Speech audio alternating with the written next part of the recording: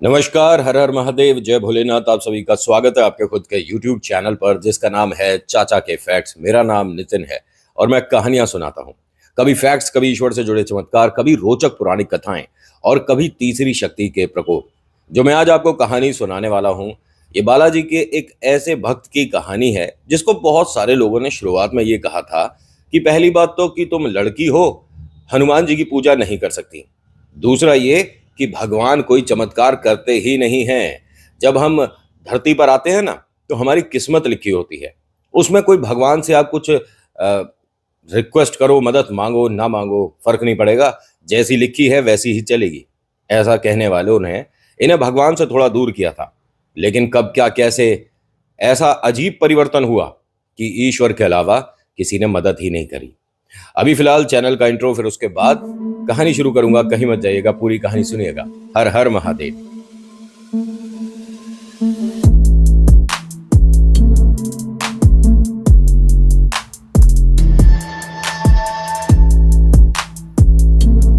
कहानी शुरू करने से पहले मेरी एक छोटी सी रिक्वेस्ट है कि अगर कहानी पसंद आती है तो प्लीज लाइक करिए, शेयर करिए, कमेंट में लिखिएगा जय वीर बालाजी महाराज, आपका नाम आपकी जगह। और सब्सक्राइब कर सकते हैं क्योंकि इस तरह की कहानियां मैं अक्सर लाता रहता हूं। आपके पास कोई अपना अनुभव है, कोई ऐसा एक्सपीरियंस जो आप हम तक लाना चाहते हैं, तो मुझे मैसेज करिए, Facebook, WhatsApp, Insta, comment section, कहीं भी।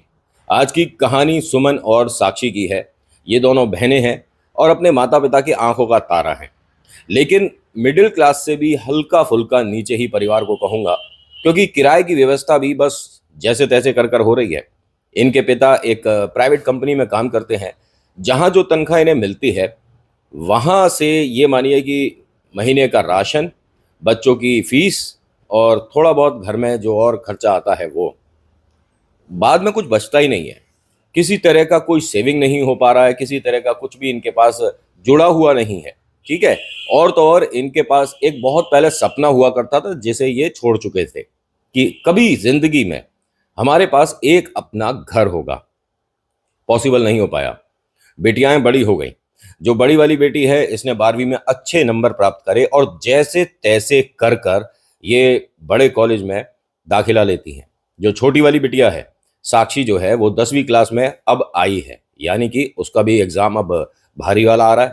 अब होता क्या है कि कॉलेज में एडमिशन लेते के साथ ही इसे समझ आ गया कि ये जो किताबें हैं या कॉलेज में पढ़ने का जो खर्चा है, ये हमारी सारी आर्थिक व्यवस्था को बिगाड़ देगा। ये पहुंची हनुमान मंदिर अगले दिन सुबह सुबह। वहां हनुमान जी से कहती हैं कि या तो हमारी व्यवस्था आप ठीक कर दो या मुझे आप कॉलेज से निकलवा दो। मैं अपने परिवार पर बोझ नहीं बन सकती। जब ये प्रार्थना करके निकल रही थी तो कहते हैं कि सबसे जल्दी, बहुत तुरंत जिसे कहते हैं, वो भोले बाबा सुन लेते हैं। लेकिन हनुमान जी ने कैसे सुन लिया? अरे क्यों नहीं सुनेंगे, भोले का ही रूप है। एक परिवार जो कि मंदिर आया करता था, उन्होंने जैसे ही इसे देखा और प्रणाम हुआ, राम राम हुई, और कहती हैं कि सुमन बिटिया, हमें आपसे ना एक बात करनी थी और हम 1 डेढ़ हफ्ते से परेशान थे कि कहाँ जाएं। जैसे तुम्हें देखा सब समझ आ गया कि हमें तुम्हारे पास ही आना चाहिए था। सुमन ने कहा कि बताइए। अरे मेरे जो बच्चे हैं ना, उनका इस साल 12th है और पढ़ाई में दोनों ही बेकार हैं। अगर तुम उन दोनों को पढ़ा दो तो मतलब उनका भी उद्धार हो जाए, क्योंकि तुमने अपने कॉलेज में, अपने स्कूल में सॉरी, बहुत अच्छे नंबरों से पास किया है, हमारे को खबर है। उसने कहा लेकिन मैं ट्यूशन नहीं पढ़ाती हूँ और मुझे आता ही नहीं, क्योंकि ट्यूशन पढ़ाने का एक अलग तरीका होता है, कैसे समझाना है बच्चों को, क्या बिल्कुल अलग होता है वो। मैं बस पढ़ना जानती हूँ। अगर मैं मतलब ट्यूशन पढ़ाती तो शायद कब से पढ़ा रही होती। लेकिन ना तो हमारे घर में इतनी जगह है, और नहीं आप हमारे आकर पढ़ा दो। हमारे घर में काफ़ी जगह है, ईश्वर की कृपा से बहुत बड़ा मकान है। उन्होंने कहा चलिए ठीक है, मैं आपके आकर पढ़ा तो दूंगी, लेकिन कह रहे आप चिंता ना करो। आपके इस लेकिन को मैं समझ गई। जो आपके पैसे बनते होंगे महीने का टीचर का, वो हम देंगे। इसने पलटकर हनुमान जी को देखा तो इसे ऐसा लगा, देखिए पॉसिबल बहुत कम है, बस हमारी श्रद्धा होती है ये, कि जैसे हनुमान जी ने इसे मुस्कुराते हुए देखा, स्माइल पास करी कि तुमने यही कहा था ना कि या तो आर्थिक व्यवस्था ठीक कर दो या मुझे कॉलेज से निकलवा दो। आर्थिक व्यवस्था यहां से शुरू कर रहा हूं। इनको ये बात समझ नहीं आई कि इतनी जल्दी चमत्कार, और ये कुछ मतलब भोग लगाने के लिए कोई प्रसाद या कुछ भी नहीं लाई थी। आपने ईश्वर के सामने जाकर हाथ जोड़ दिए, नतमस्तक हो गए, जय भोले बोल दिया, जय श्री श्याम, जय माँ भवानी, जय बालाजी, वो ही बहुत है। वो तो कहते हैं ना कि आपको ये करना चाहिए, आपको वो चढ़ाना चाहिए, ये सब चलो छोड़ दो, ठीक है। आपने भोले पर सोमवार को जल चढ़ाना है, जल चढ़ाओ, ठीक है, व्यवस्था ठीक है, अच्छी है, आपको कोई समस्या नहीं तो आप दूध भी चढ़ा सकते हो। ना चढ़ाओ, आपके ऊपर है। वहां जाकर जय हो भोले बाबा बोल दो तो वो भी काम कर जाएगा और पूरा ही काम करेगा, ठीक है। इसने यहाँ हाँ करा और घर पहुंची खुशी खुशी। माता पिता ने कहा कि मंदिर में ऐसा क्या तेरे को सोना चांदी मिल गया जो तेरे चेहरे पर इतनी मुस्कुराहट है, क्या हुआ? इसने बताया कि महीने के अब इतने पैसे जोड़ लो और आय करेंगे। माता पिता ने कहा कि मतलब कैसे आएंगे इतने पैसे? उसने सारी बातें बताई। माँ को बहुत अच्छा लगा, लेकिन पिता ने कहा कि भाई ऐसे अच्छा लगेगा कि हम किसी के घर जाएंगे और वहां पर उन्हें पढ़ाएंगे। कह रहे क्यों?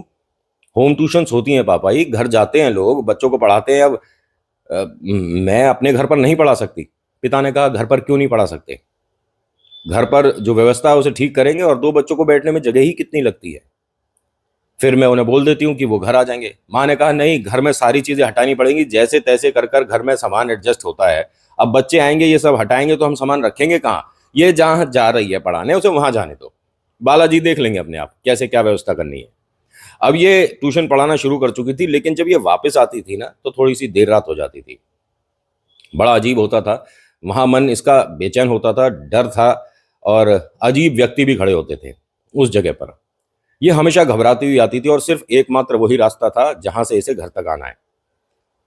2 बार हुआ, 3 बार हुआ, इसने चौथी बार पापा से बोल दिया कि पापा जब मैं ट्यूशन पढ़ाकर बच्चों को आती हूँ वहाँ इस तरह के कुछ लड़के वगैरह मतलब खड़े होते हैं, और कभी कभी वो सुनसान इलाका होता है, डर बैठता है और देर हो जाती है। क्या मैं उन्हें मना कर दूं कि मैं ट्यूशन नहीं पढ़ा सकती? तो थोड़ा सा जल्दी नहीं पढ़ा सकते?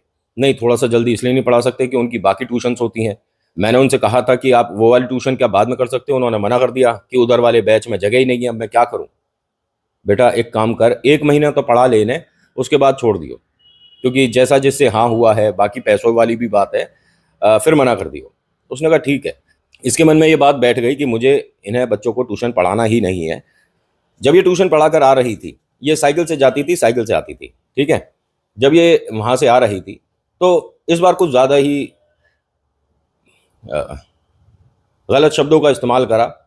वो इस बिटिया के दिमाग पर लग गए, क्योंकि इसके और इसकी बहना दोनों के बारे में वो चीज बोली गई थी। अब ऐसे में ये जो इन बदतमीजों ने बोला, मेरी बात मानो तो बहना तुम्हारे को एक वर्दी वाले भाई के पास जाना चाहिए था, क्योंकि जब उन तक कोई खबर पहुंचती है तो वो एक्शन लेते हैं, आपके सपोर्ट में खड़े हो जाते और ऐसों को 2 मिनट में ठीक कर देते। लेकिन हर कोई नहीं जाता है। मैं मानता हूं कि भाई बाद में समस्या ना हो जाए। इन्होंने जाकर घर पर बताई। पिता ने कहा कि इस तरह के लोग तो हर जगह मिलेंगे, बेटा एक काम कर, तू रास्ता बदल दे। तो कहती है सुमन कि अभी आपने कहा कि इस तरह के लोग हर जगह मिलेंगे और अब कह रहे हो कि रास्ता बदल दे। हमारे घर आने का सिर्फ एक यही रास्ता है, बाकी जो दूसरा है वो बड़े ग्राउंड से होकर आएगा और बहुत समय लगेगा और वहां से साइकिल भी नहीं निकल पाएगी। तो बेटा तू पैदल चली जा और वहां से फिर कुछ टेम्पू रिक्शा वगैरह देख ले। अरे नहीं जा सकती, और समय लगेगा, पैसे लगेंगे, आप कैसी बातें कर रहे हो? आप कल चलो मेरे साथ और उन्हें मतलब डांट लगा दो। पापा ने कहा कि बेटा हम ऐसे कितनों से, तू एक काम करना, इग्नोर कर दे, उनकी बात सुनी मत, उनकी बात बस बस आई गई कर दे, एक कान से सुन एक दूसरे से निकाल दे। पिता की बात मानी और माँ से ये और कहा कि माँ अगर उन्होंने दोबारा कुछ कहा तो क्या मैं जवाब दे दूं? तुझे जवाब देने की जरूरत नहीं, तू हनुमान जी से शिकायत कर। इसने ये बात सोचा कि शायद हनुमान जी से शिकायत कर दोगे तो हनुमान जी खुद आ जाएंगे। ऐसा ऐसे लगा बिटिया को। बड़ी हो गई है लेकिन दिमाग बच्चों वाला ही है इसका, है ना। हनुमान जी से शिकायत कर दो। अगले दिन इसने हनुमान जी से शिकायत कर दी भाई साहब। और जब शिकायत करी तो बाहर मतलब जब भी इसके साथ इस मंदिर में ये कुछ कहकर चलती है ना, हनुमान जी किसी ना किसी को इसके सामने ले आते हैं। एक लड़का आया इसके सामने, तकरीबन 6 सवा 6 फुट का होगा, ठीक है, पर्सनैलिटी एकदम पहलवानों वाली। हाथ जोड़कर कहता है दीदी आपसे एक काम था। हाँ भैया बताओ। मेरी भांजी है ना, वो आपसे ट्यूशन पढ़ना चाहती है, लेकिन हमने सुना है कि आप सिर्फ बड़े लोगों को ही ट्यूशन पढ़ाते हो, थोड़ा हमारा उतना बजट है नहीं, हम इतने पैसे वाले नहीं हैं, बस बालाजी के आशीर्वाद से घर चल ही रहा है। नहीं मैं ट्यूशन पढ़ाती हूँ और पैसों वाली बात तो है ही नहीं। आप कहाँ रहते हो? क्योंकि मुझे घर आके ट्यूशन पढ़ाना पड़ता है ना। अब ये भैया जो हैं कहते हैं कि आप मेरे घर आकर नहीं पढ़ा पाओगे, क्योंकि हमारा सिर्फ एक कमरे का मकान है और भांजी और दीदी मेरे साथ ही रहती हैं। व्यवस्था थोड़ी ऐसी है दीदी, हमारे घर पर तो नहीं पढ़ा पाओगे, आपका घर कहाँ पर है? अब यहाँ सुमन जी ने अपने घर के बारे में बताया और कहती है कि भैया घर तो हमारा भी छोटा ही है, एक काम करूं कि मंदिर इतना बड़ा है, मंदिर में सुबह पढ़ा दूं अगर आप कहो तो। उन्होंने कहा इससे अच्छी बात क्या होगी, पंडित जी से एक बार जाकर परमिशन लेते हैं। पंडित जी ने कहा अरे बिटिया इसमें पूछने वाली क्या बात है, अगर दो लोग बैठकर पढ़ रहे हैं, इतनी बड़ी मंदिर की जगह है, ठीक है कहीं भी बैठ जाओ, आराम से बैठो पढ़ो, यहाँ तुम्हें कोई परेशानी नहीं होगी। बस ये सोच लेना कि पूजा आरती होती रहती है, ऐसे में तुम पढ़ पाओगे? न पढ़ने वाला तो कहीं भी पढ़ लेता है और नहीं पढ़ने वाला कहीं भी नहीं पढ़ सकता। अब ये बात पक्का हो गया और इन्होंने कहा कि आपको जो मन करता हो उतने पैसे कर देना, मुझे ऐसा पैसों का नहीं है, ये पढ़ना चाहते हैं हम पढ़ाएंगे। अब माता पिता को भी जब ये पता चला वो भी बहुत खुश हुए। पिता ने कहा कि मंदिर में अगर ऐसी व्यवस्था है तो एक मैं छोटी सी तख्ती लगवा दूं, एक छोटा सा बोर्ड लगवा दूं घर के बाहर कि अगर आप पढ़ना चाहते हैं तो। अब सुमन जी यहाँ क्या कहती हैं कि नहीं पापा अभी बोर्ड वोर्ड लगाने की ज़रूरत नहीं है, क्योंकि मेरी भी पढ़ाई पर फिर असर पड़ेगा।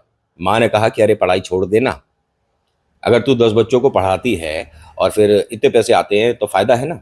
पापा ने कहा पढ़ाई छोड़ने की ज़रूरत नहीं है, भले ही ट्यूशन छोड़ दो, ठीक है। हमें ऐसा नहीं है कि इन पैसों से घर में कोई आलीशान हिसाब किताब हो जाएगा, लेकिन अगर ये पढ़ लिख लेगी अच्छे से तो इसकी ज़िंदगी एक मतलब आलीशान हो जाएगी और इसकी ज़िंदगी बदल सकती है। पढ़ी लिखी बिटिया बहुत कुछ कर सकती है, लेकिन ये कुछ पैसों के चक्कर में पढ़ाई छोड़ देना बेवकूफ़ी है। अब यहाँ बिटिया को बहुत अच्छा लगा कि पिता ने इस बात को सपोर्ट करा और कहा कि चाहे तो ट्यूशन छोड़ दो, लेकिन पढ़ाई नहीं छोड़नी है। पढ़ना ये भी चाहती है वैसे कि शायद व्यवस्था बदल जाए पढ़ लिख कर। माँ ने फिर भी धीरे धीरे चुपके चुपके इधर उधर जाकर लोगों को बताना शुरू कर दिया था। मेरी बिटिया ट्यूशन पढ़ाती है, अगर आपके बच्चों को ट्यूशन पढ़ना है 10वीं 11वीं 12वीं का तो वो पढ़ा सकती है। और आसपास ही जा रही थी माँ, कहीं दूर नहीं जा रही थी। वो डेली मंदिर जा रही है, उनको पढ़ाना शुरू कर चुकी हैं और व्यवस्था ठीक चल रही है। लेकिन एक व्यवस्था इस दिन खराब है। रोज हो रहा है ये, रोज बताने की ज़रूरत ही नहीं है कि वो उस तरह के फालतू लोग वहाँ मिला करते थे रोज़, और उनके कमेंट ऐसे होते थे कि यहाँ से बोलने लायक भी नहीं है। अब होता क्या है कि अगला दिन मंगलवार था और मंगलवार बहुत ही ज़्यादा पसंद है, प्रिय है हनुमान जी को। मंगलवार और शनिवार है ना, उस दिन कहा जाता है कि आप सच्चे मन से कुछ भी कहोगे तो वो हनुमान जी तक बात पहुंच जाती है और उस पर काम शुरू हो जाता है। वैसे तो हर दिन सुनते हैं, लेकिन मंगलवार वो आपके करीब ज़्यादा होते हैं। ये सुबह आई, इसने हनुमान जी की पूजा करी और हनुमान चालीसा करने के बाद शिकायत करी। क्या बोलती है कि आप कोई बात ना शायद सुनते नहीं हो। मैंने आपसे कहा था कि उस तरह के बदतमीज लोग बीच में से हट जाएं। मेरी जिंदगी जैसी आराम से सबकी चलती है वैसी चले, वो उल्टा सीधा बोलते हैं। काश हमारी जिंदगी में कोई ऐसा भाई होता जो कि उनको जवाब दे पाए। पिता ने कह दिया रास्ता बदल दो, छोटी गुड़िया कहती है कि दीदी आप उधर ट्यूशन पढ़ाना बंद कर दो, माँ ने कहा घर से पढ़ा लो। ये हो क्या रहा है? अगर ऐसा ही चलता रहा तो शायद हमारा वक्त कभी नहीं बदलेगा। हनुमान जी बहुत जल्दी सुनते हैं और आज तो मंगलवार है। जैसे ही ये पलटी तो देखती क्या है कि इनकी जो स्टूडेंट है, जो इस मंदिर में बैठकर पढ़ती है, वो और उनके मामा दोनों खड़े हैं, हाथ में मिठाई। अरे आप आ गए, और गुड़िया तुम आज लेट हो गई। हाँ आज हम पढ़ेंगे नहीं, आज हम घूमने जा रहे हैं। अरे वाह, कहाँ जा रहे हो? बताया दो एक जगह कि हम वहाँ वहाँ जाएंगे। और ये मिठाई मिठाई आपके लिए लाए हैं, पहले हम भोग लगा दें। हनुमान जी का भोग लगाया, फिर बताते हैं कि आज गुड़िया का जन्मदिन है। ये बहुत खुश हुई और ऐसे ही बातों बातों में पूछती हैं कि आप काम क्या करते हो। उसने बताया कि मैं नारियल पानी बेचता हूँ, नारियल की मैं आगे रेडी लगाता हूँ। उसने जगह बताई कि आप वहाँ रेडी लगाते हो जहाँ पर वो बदतमीज़ खड़े होते थे। उसने कहा हाँ दीदी वहीं वहीं लगाता हूँ मैं। क्यों, क्या हो गया? आपने कभी देखा नहीं मुझे? नहीं देखा है, लेकिन मुझे ये नहीं पता था कि वो नारियल की रेडी आपकी है। तो क्या बोलता है कि अरे आप कभी उस तरफ से आओ जाओ ना, कभी कोई काम हो बात हो तो मुझे आप बताना, भाई हूँ मैं आपका। फिर से इसने सुमन जी ने पलटकर हनुमान जी को देखा कि तुम कर क्या रहे हो, और फिर से इसे ऐसा लगा कि हनुमान जी मुस्कुरा रहे हैं, क्योंकि उसने वो शब्द बोला जिसकी अभी रिक्वेस्ट करके आई है हनुमान जी से। ठीक है, तो ये कहती हैं मतलब चौंक कर, भाई हो? उन्होंने कहा हाँ दीदी, मतलब आप कभी ज़रूरत पड़े तो एक बार भैया को बताना, थोड़ी बहुत तो हम मदद कर ही सकते हैं। और ये तो आपका बड़ा दिल है कि आप गुड़िया को सिर्फ इतने से पैसों में पढ़ा रहे हो। आप रोज़ यहाँ से नारियल पानी पीकर चले जाया करो, मैं उसका कोई पैसा नहीं लूँगा। उन्होंने कहा, नहीं नहीं, इतनी व्यवस्था तो बालाजी ने ठीक कर रखी है कि हम पैसे दे सकते हैं, लेकिन मुझे नारियल पानी ज़्यादा पसंद नहीं है भैया, एक काम है छोटा सा, अगर आप कर दो। हाँ हाँ दीदी, हुक्म करो ना, बोलो ना क्या है। आप शायद किसी और जगह लगाते हो, क्योंकि जिस जगह आप बताते हो वहाँ रेडी लगाते हो, वहाँ रोज़ रात को कुछ बदतमीज़ उल्टी सीधी बातें बोलते हैं। तो उसने कहा कि दीदी एक मिनट, आप कितने बजे आते हो वहाँ से, और आपका कॉलेज तो जल्दी ख़त्म होता होगा। उसने अपनी बात बताई कि मुझे किसी को पढ़ाने जाना पड़ता है और आते में देर हो जाती है। तो उसने कहा, हाँ मैं 6 बजे तक वहाँ से चला जाता हूँ, सुबह आता हूँ 9 बजे और 6 बजे तक चला जाता हूँ, क्योंकि रात को मैं ऑटो चलाता हूँ, 2 घंटे 3 घंटे ऑटो भी चलाता हूँ, और ऑटो का मालिक कोई और है, मेरा कुछ उसमें पैसा बन जाता है। गुड़िया को बड़े स्कूल में बड़े कॉलेज में लेकर जाना है, इसलिए थोड़ा सा काम ज़्यादा कर रहा हूँ। इन्होंने कहा, आप काम बहुत अच्छा कर रहे हो, और क्या मतलब ऑटो आप कितने बजे से कितने बजे तक चलाते हो? अब यहाँ सुमन जी की चिंता को देखकर ये आकाश क्या बोलता है, आकाश यही है जो पहलवान है 6.5 फुटा, ठीक है, कि दीदी आपको परेशान होने की ज़रूरत नहीं है, अब से आपको यहाँ से घर से वहाँ तक ट्यूशन सेंटर तक, और उनके घर से यहाँ मैं लेकर आऊँगा और मैं ही छोड़ कर जाऊँगा, और आप निश्चिंत रहो, किसी तरह का कोई भी टिप्पणी नहीं सुनोगे। इन्हें बात तो अच्छी लगी, लेकिन इन्होंने कहा कि अच्छा पैसे कितने बनेंगे? उन्होंने कहा, पैसे की जब आपने नहीं सोची तो मैं क्यों सोचूंगा, जो आपको सही लगता है, जो आपको लगे उचित है वो कर देना। बाकी ईश्वर की इतनी कृपा है कि अपनी बहनों को तो मैं इस तरह से कर ही सकता हूँ। इसे बड़ा अच्छा लगा ये सब कुछ सुनकर, लेकिन इसने हाँ नहीं करी। इसने घर जाकर पहले माता पिता से परमिशन ली, अपनी छोटी गुड़िया को बताई, मतलब बहना को बताई। अब यहाँ सारी बातें सुनने के बाद पिता ने कहा कि भला लड़का है, अच्छी बात है। माँ ने कहा, बिल्कुल नहीं। माँ ने कहा कि वो इस तरह के लोग हैं कि ना जाने कुछ भी बोलते हैं और उनके दिमाग में कुछ और ही चल रहा होता है। बिल्कुल ऐसे किसी पर भरोसा करने की ज़रूरत नहीं है, नहीं जाना है। तो उसने कहा, माँ अब कैसे, अब मैं बताऊं कि वो मतलब भला लड़का है, और उसकी गुड़िया को मैं ट्यूशन पढ़ाती हूँ, भाई बात करने से भी पता पड़ जाता है कैसे है। तो माँ कहती है कि नहीं बिल्कुल नहीं, ऐसे मैं किसी पर भरोसा नहीं कर सकती, गुड़िया नहीं। तो पिता ने कहा कि गुड़िया अकेली आती थी, मतलब सुमन अकेली आती थी साइकिल से, वो सही लग रहा था। अब एक भाई बनकर सामने आ रहा है और खुद से मदद कर रहा है, खुद से बालाजी के सामने सारी बातें हो रही हैं, तब भी तुम्हारे को कुछ समझ नहीं आ रहा। अब यहाँ सुमन की मम्मी और सुमन के पापा के बीच में नोक झोंक सी होने लगी। तो सुमन ने कहा कि अरे मेरी वजह से आप सब परेशान क्यों हो रहे हो, मैं उन्हें मना कर दूंगी भैया को, नहीं जा रही, मैं जैसे जा रही थी वैसे ही जाऊंगी, ठीक है। अगले दिन सुबह सुबह मंदिर आती हैं, तो वो आए पूछने कि दीदी फिर मैं आज घर पर आऊँ, आप बताओ। तो इन्होंने, सुमन जी ने क्या कहा, नहीं भैया रहने दो, माँ ने कहा है कि अपने आप व्यवस्था जैसी चल रही है चलती रहेगी। ठीक है दीदी। अब ये चला गया।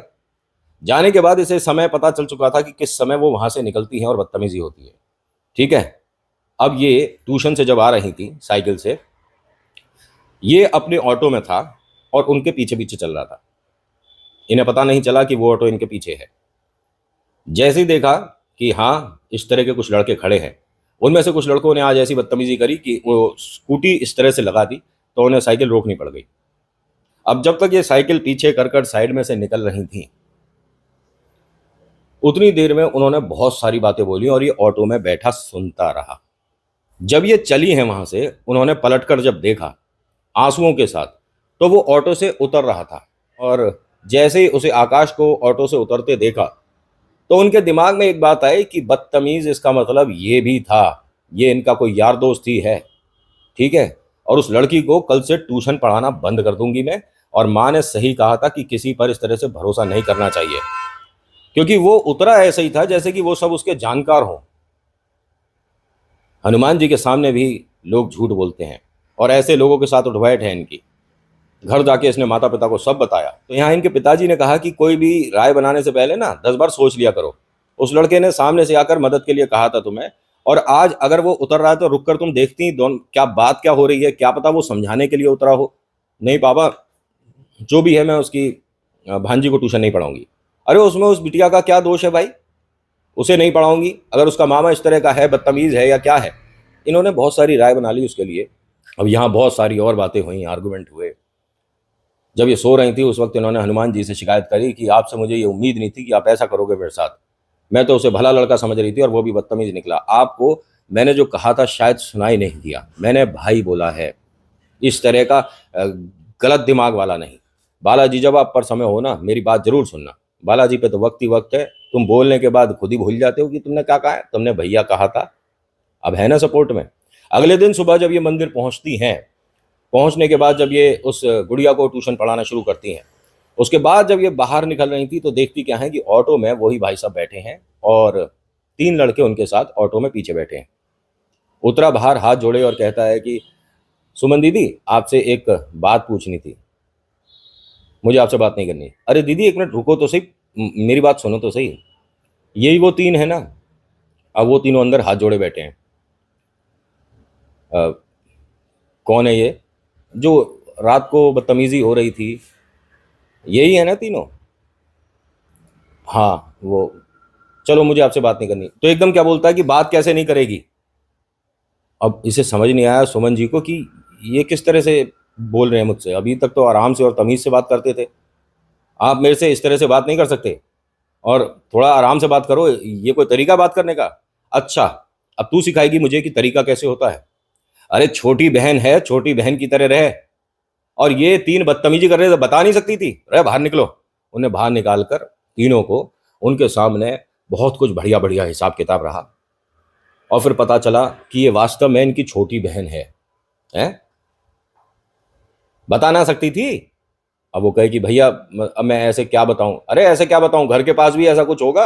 अब यहाँ वो तीनों माफ़ी मांगे, भैया गलती हो गई दीदी, वो हम यहाँ आएंगे ही नहीं। हाँ हाँ, हम बदतमीज थे और फलाना ठिकाना, पता नहीं क्या। उनकी मानसिकता ना जाने कैसी रही और ना जाने वो प्रजाति कहाँ लुप्त हो गई। उस सुबह के बाद वो किसी रात भी नहीं दिखे।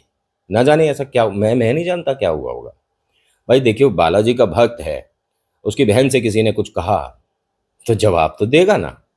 और ऐसा जवाब देगा कि वो रात में दिखने वाले सुबह भी नहीं दिख रहे, ना जाने। खैर भगवान न जाने कहाँ चला गया। खैर, इनकी जिंदगी में इतने से समय में इतना सा चमत्कार हुआ इनके हिसाब से, लेकिन मेरे हिसाब से इतने से समय में इतना बड़ा चमत्कार है ये। आप सोच भी नहीं सकते कि वो जो एक भक्त है, ठीक है, जो आपके साथ अब चल रहा है, एक तरह से ये कह सकता हूं कि आप राम हो और वो हनुमान है। आपके एक बार कहते के साथ ही वो, जैसा आपने बताया कि बाद में इतनी बार मदद हो चुकी है, और वो भैया भी अब अपनी गाड़ी ले चुके हैं, बड़ी टैक्सी। ज़िंदगी में इनके भी बहुत सारी खुशियां आ चुकी हैं। और कुछ समय में, मतलब इसी में 2023 में ही इनकी शादी तय हो चुकी है। और शादी में जो भाई के सारे काम है ना, वो ये आकाश ही कर रहा है। और इनके माता पिता उसको फ़ोन करके बुलाते हैं, डांटते हैं, काम करवाते हैं, और वो हंसते हंसते करता है। देखिए, जब हम ईश्वर से कुछ भी कहते हैं ना, तो वो व्यर्थ नहीं जाता है। ईश्वर कब किस तरह से आपकी वो बात सुनकर उस पर काम कर देंगे, अंदाजे नहीं लग पाएंगे। ना आपके बस की है ना मेरे। सुमन जी ने मुझे कहा था कि कहानी ज़्यादा बड़ी नहीं, और मेरे साथ कोई भयानक ज़बरदस्त भयंकर चमत्कार भी नहीं। क्या सुनेंगे आप मेरी कहानी? आंसर आपको मिल गया होगा सुमन जी। और आकाश मेरे भाई, बहुत बहुत शुक्रिया, जैसा आपने जो मुझे लिख कर भेजा। हाँ बालाजी, आप पर, हम पर, सभी पर कृपा करें।